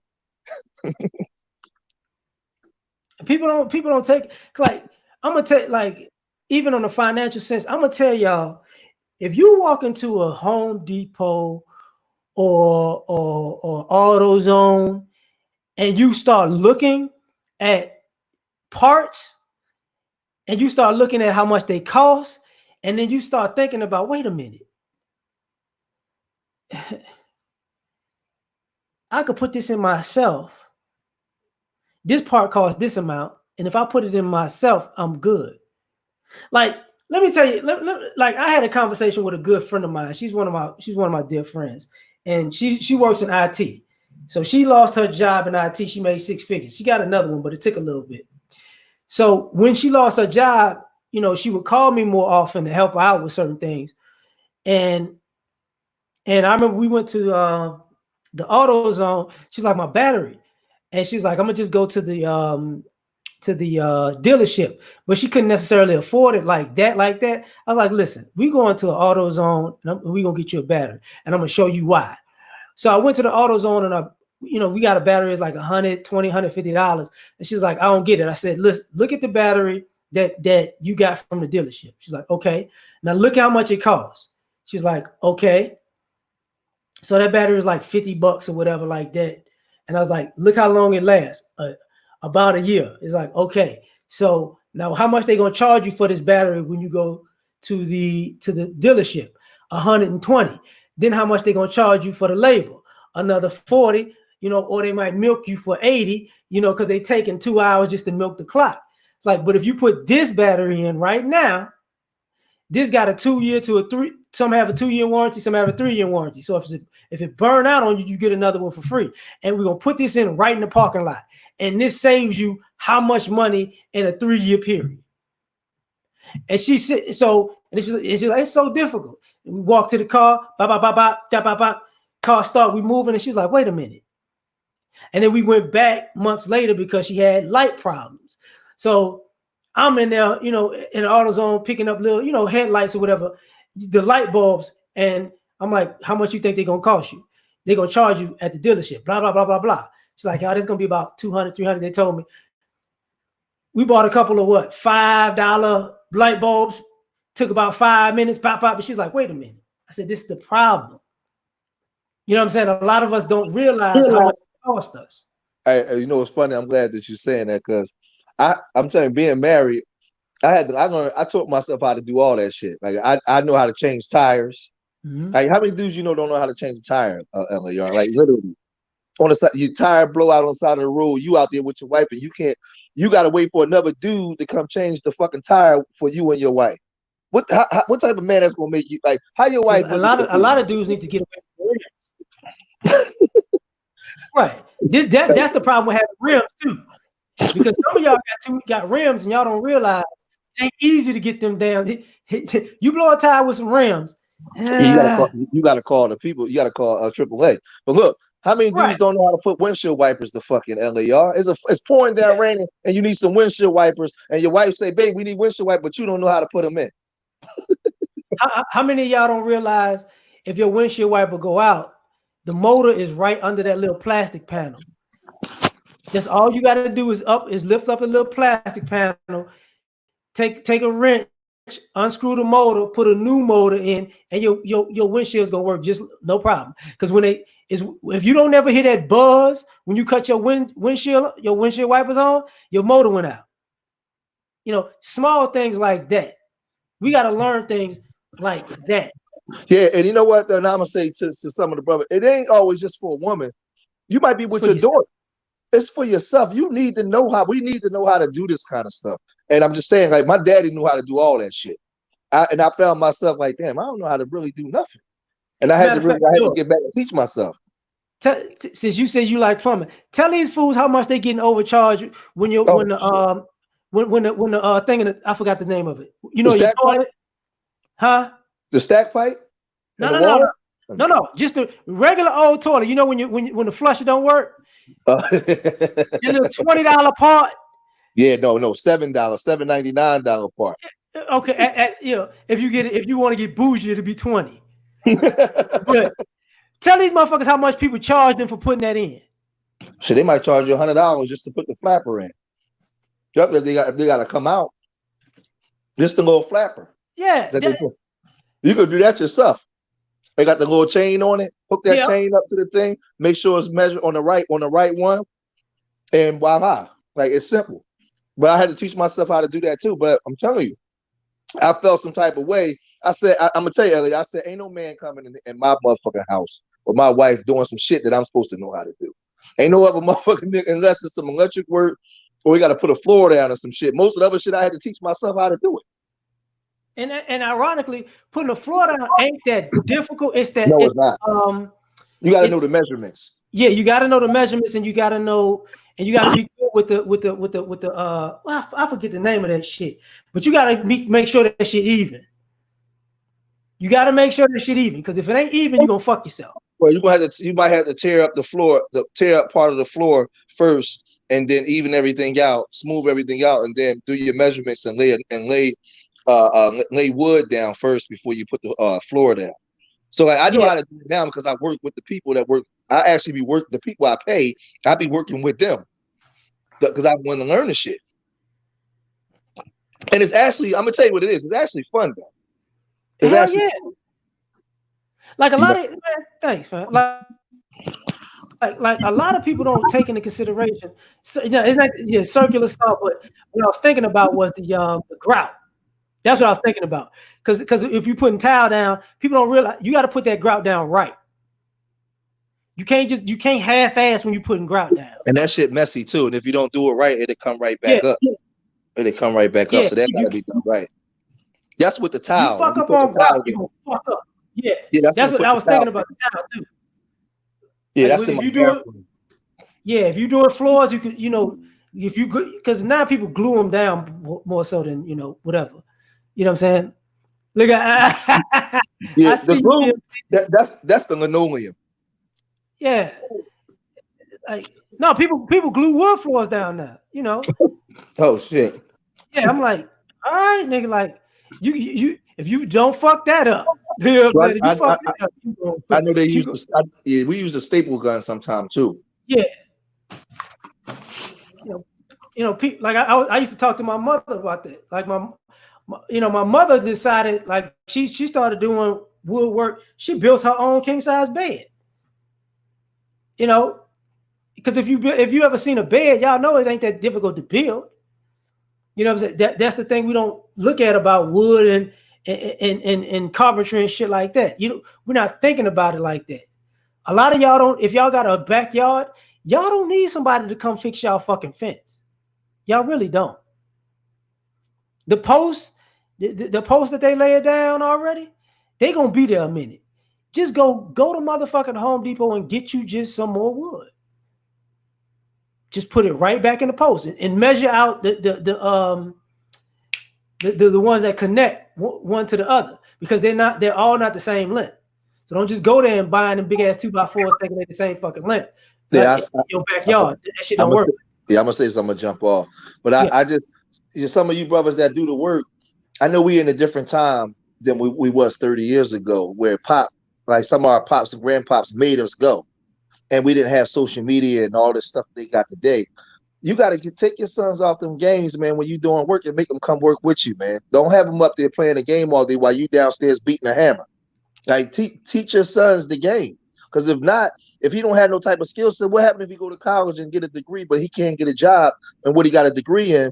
But if he got a skill set in being a plumber or he worked with you doing carpentry work, he might have to know how to now create a business with it and hire carpenters. So yeah, you got to make sure, man. You got to make sure because the mistake that I made was me not getting skill set where I can pass it to my son. But now that I'm older, I'm getting more skill sets, and my son has access to things because I have the properties. you And my know what? brother, my son goes and does the work. But you got to pass this on because it wasn't passed to us because of the dope game. I'm gonna say this, and we both gonna get off because you're right. For all you guys who don't know this, your sons, your nephews, your little cousins, they love that shit. They just don't know they love it yet. Yep. They get so proud when they make something they didn't build. They like, oh, I did that. Yeah, you did that. That's a Yeah, rite that's of true. passage right there. That's true. That's like going fishing when they catch their first fish. That's like, oh, I can do this. Like, yeah, because man, y'all just don't know. my son painted the room with me. We painted the eagle green, one half white, one half green, and that's all he talk about. And people come, I painted this. See, like, man, you just don't know. Go ahead. We out of here, George. Go ahead and enjoy your night. All right, man. Peace to everybody. Yeah, but make sure y'all brothers that got some skill sets, you passing it to your sons. Do not spoil them and just let them play the game all day while you work for him. Teach him the skill set because you never know when he might have to use it, and he might have to use it to take care of your rusty ass. So make sure he got the skill set. All right, I'm out. All right. Peace, y'all.